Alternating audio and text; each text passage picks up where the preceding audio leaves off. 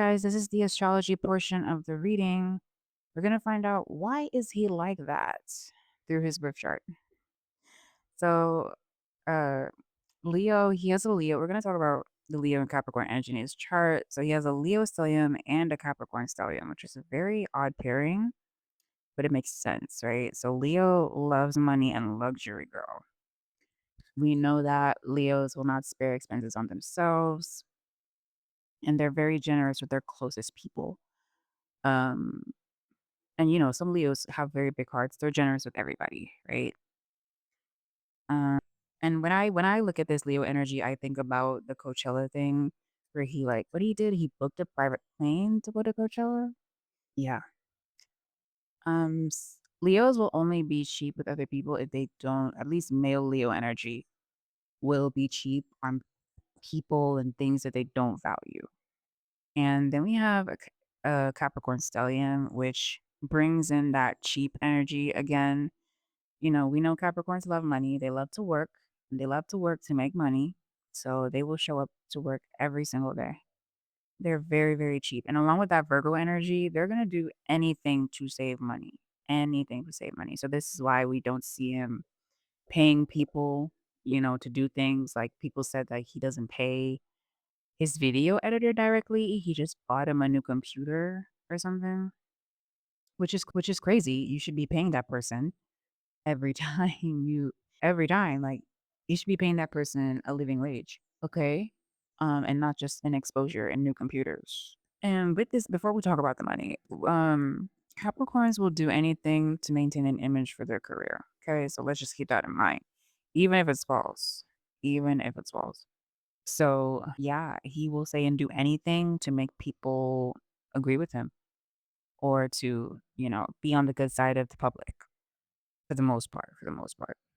So, and Capricorns have a bit of a scarcity mindset when it comes to money, and they are also scared of being used for money. And this is really funny because I have a bit of experience with this. Like, I was talking to a friend, a male friend, like a couple of years ago, and we were just talking about dating and whatever. And he's like, "Oh my God, I'm scared of being used for money. Like, why do all of these girls want to go on dates and they want me to spend money on them?" I'm like, "Bro, what?"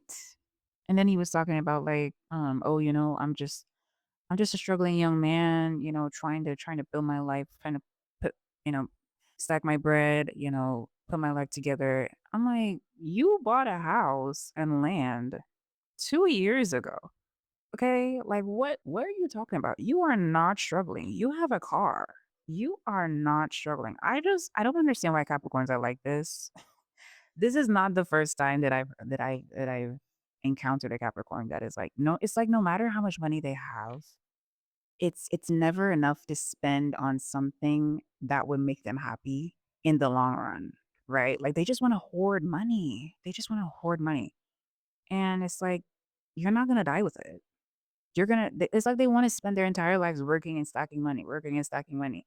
Spend a little bit here and there, but never enough to really just give them satisfaction. And it's very the more Capricorn placements a man has, the cheaper he will be, okay? And it's funny because Capricorn energy is considered feminine energy.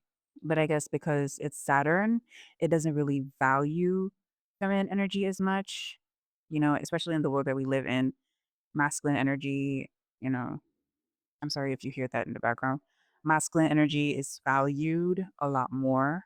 So they don't respect the feminine at all. They don't want to, they're very cheap, very, very cheap. Okay. If you're a woman, the more Capricorn placements a man has, the cheaper he's going to be. You're going to have to like pry that money out of his cold, dead hands, girl. You might just want to move on because I can't deal with that. But yeah, that's why he's so cheap, girl. And I think he has like three or more planets. Yeah, it's a chop. It's a chop. Okay, so we're gonna talk about the weaker planets in his chart. And the reason why is because when people have weaker planets in their chart, it makes them prone to doing. I'm just gonna check my computer really quickly. You know what? Let me just pause this. What am I doing? So, yes, as I was saying, it makes them more prone to following negative impulses and engage in low vibrational behavior. and going with the worst course of action. And he has 3 weak planets. He has Moon in Capricorn, which is Moon in detriment, Mo Venus in Virgo, which is Venus in its fall, and a weak Mars, which is Mars in Virgo. A weak Mars gives insecurity, so they're insecure about their masculine energy, and they feel the need to overcompensate.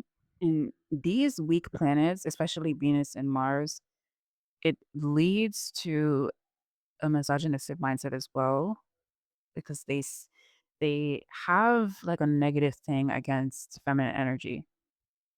Okay. If we look at people like Andrew Tate, for example, he has a weak Venus and a weak Mars, I believe. I think he has Venus in Scorpio or something, and like Mars in Pisces, which is just laughable. Honestly, I'm only laughing at him, not anybody else. So they feel like they need to protect themselves a lot, but people who are truly secure don't feel the same way. Okay. And then we have the moon in detriment and Venus in fall. So these are mama's boys who are enmeshed with their mothers or who feel like other women can't compare to their mothers, so they treat other women poorly, or they are overly dependent on their mother's opinions and labor. So, this is where that comes from. He's very dependent on his mother's opinions. So if his mother doesn't like somebody, he don't like them neither. It's very hard for them to make decisions on their own in that sense. Okay. And so, this is, if you look at it in a real life, this energy gives like people who don't really discipline their children well. People, so the moon is his mom, Venus is like female relatives, and Mars could be male relatives like uncles and stuff like that. Relatives with very low integrity, relatives who don't discipline people well, they're just very weak caretakers who don't, they might drive you to, this is what people get confused. Just because you drive your little nephews and nieces and your sons and daughters to succeed and to make money, that doesn't mean that you prepare them for the world, the real world, right? If you don't give them good self-esteem, if you don't instill in them self-confidence, if you don't teach them how to be secure within themselves and how to control their emotions, you are not setting them up for success completely. They're just going to fall for anything and they're not going to be good people. You're just going to leave them vulnerable to other things because not having money is not the worst thing in the world. Not being able to pick yourself up out of a dark place is the worst thing in the world. And as we can see, he needs a lot of help in the anger management department and the emotional regulation department. So that's very, very important. That's something that parents should not ignore. Oh, and if you didn't know, Saturn maturing just means that Saturn just starts working differently at a different age.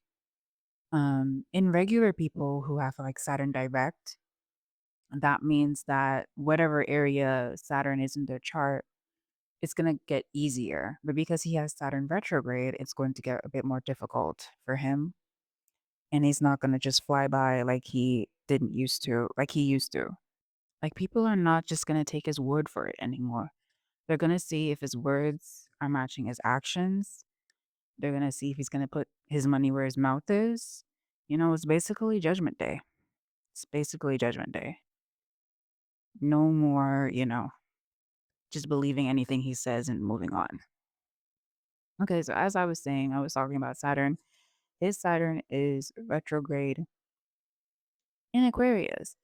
And so when your Saturn is retrograde, this is my personal belief. You have an easier flowing life from like 0 to about 35. 35 is when your Saturn matures. And then your Saturn will start to like do its job. It will start to, that part of your life is going to become a little bit more difficult, whatever part of your chart Saturn is in. And he has a sun chart. So Saturn is not like this huge, um, Saturn doesn't have this hugely negative effect on him. And so it's going to be bad for him, but it's not going to be that bad.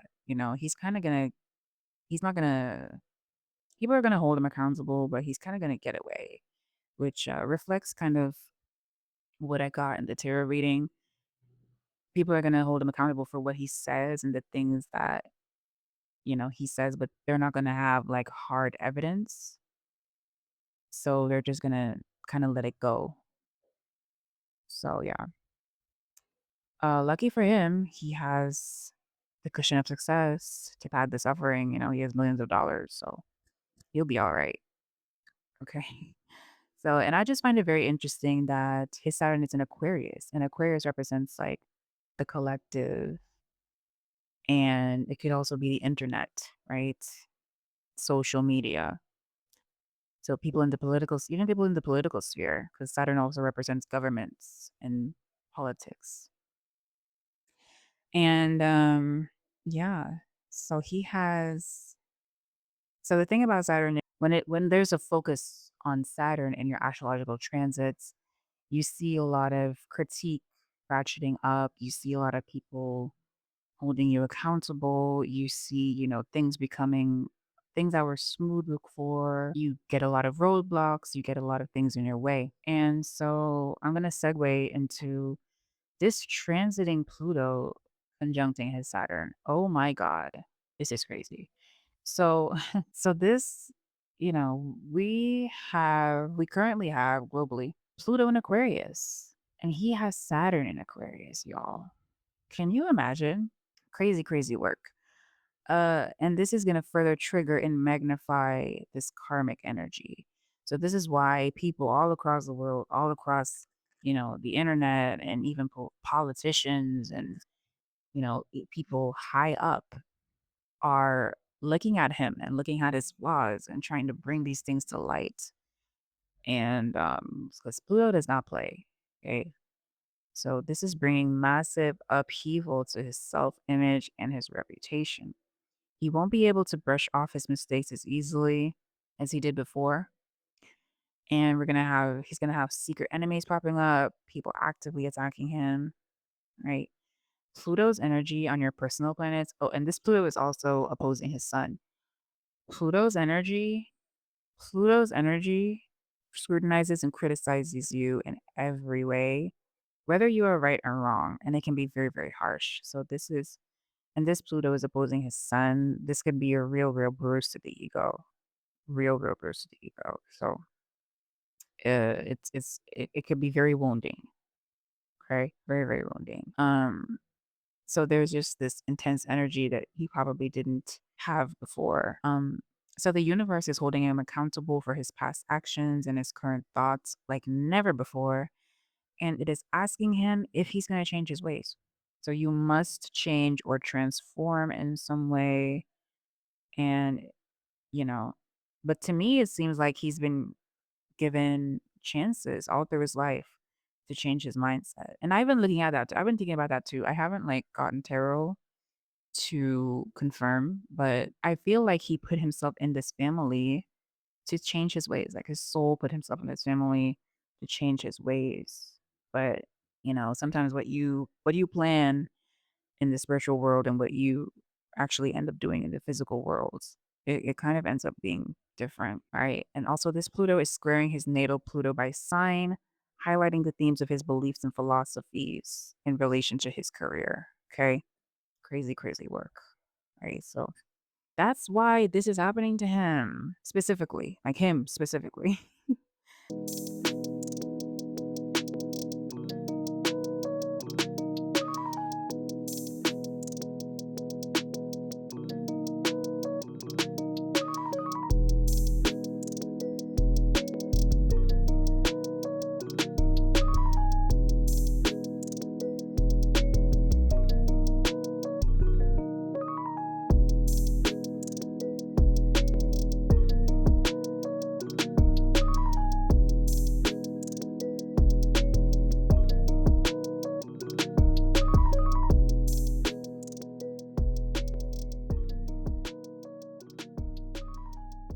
Okay, so that's the astro portion of the reading, guys. I hope you enjoyed. I hope you learned something. Let's move on to the tarot portion.